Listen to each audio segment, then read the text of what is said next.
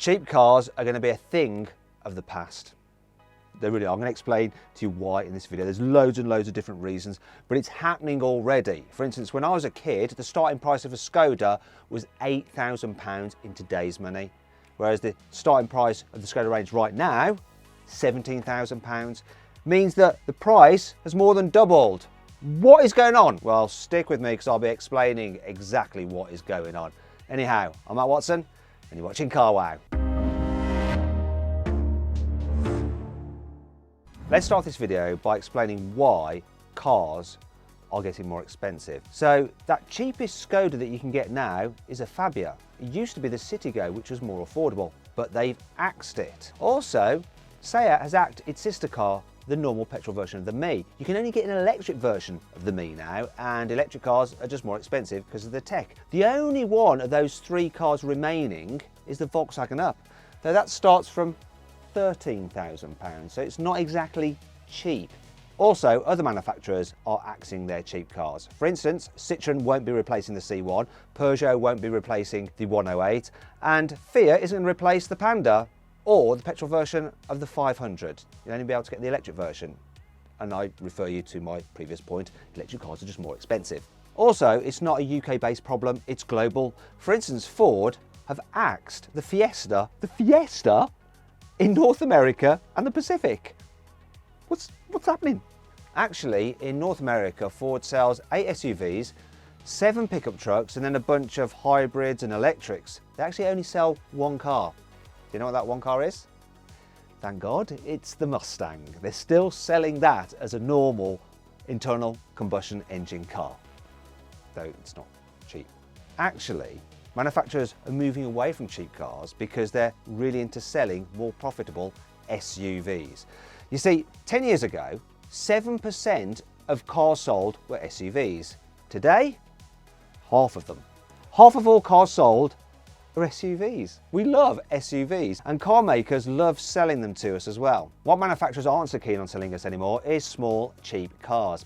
Reason being that the profit margin is really tight on them. So in order to justify building them in the first place, they need to be able to sell absolutely shed loads of the things, but that's just not happening anymore. For instance, 5 years ago, 1 in 5 cars sold in the United States of America was under $20,000. Today, only 1 in 10 is under $20,000. Now, I'm sure it's a similar story for Europe and the rest of the world. There's another reason why small cheap cars are dying off, and that's to do with carbon dioxide emissions and the fact that manufacturers will be fined if they don't hit certain targets. But you're probably thinking, wait a minute, Matt, surely small cheap cars are lighter and have smaller engines than bigger, more expensive cars, therefore their carbon dioxide emissions will be less. And you'd be right. The only thing is, though, is that for some reason, governments have actually set targets that aren't so strict for manufacturers of heavier cars. So in a way, while governments are setting targets for CO2 emissions, they're actually encouraging the manufacturers to build heavier cars because those targets aren't quite so tough to hit. It just seems madness. I don't know what's going on. Maybe you do. Let me know in the comments below. But that's what's happening, and it's meaning that small, cheap cars are dying out. It's not just carbon dioxide emissions that are affecting the sale of small, cheap cars.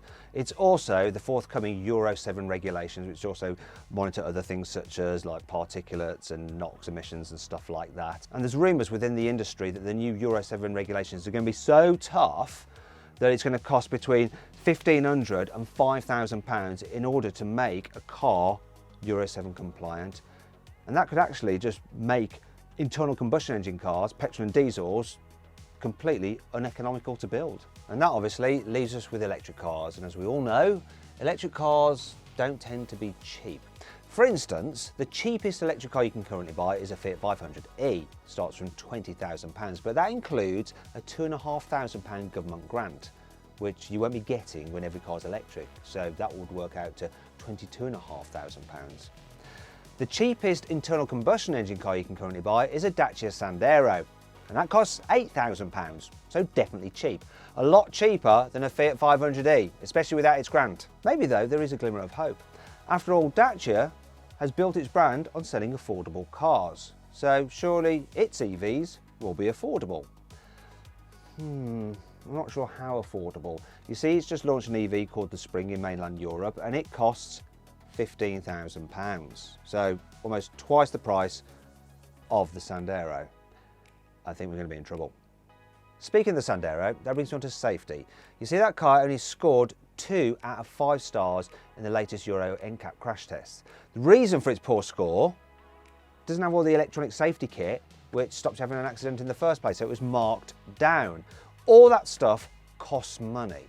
Also, building in crumple zones and stuff like that, that all adds to the cost of a car, bumping up the price, meaning cheap cars become less viable. It can also mean that certain cheap cars are actually withdrawn from sale. For instance, back in 2017, the Fiat Punto scored no points in that year's Euro NCAP crash test, and so it was withdrawn from sale entirely. The bad news for cheap cars such as the Dacia Sandero is that from 2022, the European Union is mandating that all cars should be fitted with certain levels of safety kit as standard, and obviously that's going to add to the cost of the cars. Now here's a quick rundown of some of the kit they're going to need to be fitted with. Advanced emergency braking.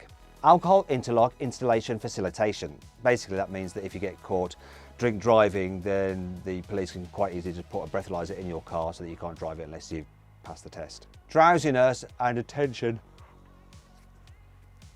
detection. Accident data recorder. An emergency stop signal. Full width frontal occupant protection. Improved seat belts. I think that just means improved seat belts. Head impact zone enlargement for pedestrians and cyclists, and safety glass in case of crash. Intelligent speed assistance. Lane keeping assist. Pole side impact occupant protection. And finally, a reversing camera or detection system. So basically so you don't like reverse into stuff. And obviously all of that adds to the cost, making the car more expensive and therefore no longer cheap. But why does cheap cars dying off really matter? Well, it'll mean that poorer people will be priced out of the market for buying new cars, and while new cars get more expensive, eventually they'll go onto the used market, and then used cars will actually get more expensive, and this is usually where poorer people or new young drivers are shopping. As a result, they probably won't be able to afford to buy a car, and therefore they won't be able to get around as easily as before, which quite frankly isn't very fair. However, it could also backfire on the car manufacturers, because the younger car buyers are shopping at the cheaper end of the market. They may not start a relationship with the manufacturers, which means that they don't go on to buy cars like their previous generations used to, and this could put the car manufacturers out of business eventually.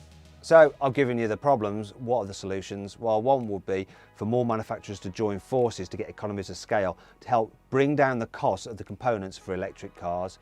Also, governments continuing with grants on electric vehicles, even when pretty much every new car has to be sold as an electric car. There may be just natural fashion trends. We'll see a switch away from big SUVs back to smaller cars, which are obviously less expensive to make. Who knows what's going to happen? What do you think? Let me know in the comments box below. Do you think that cheap cars are going to be a thing of the past?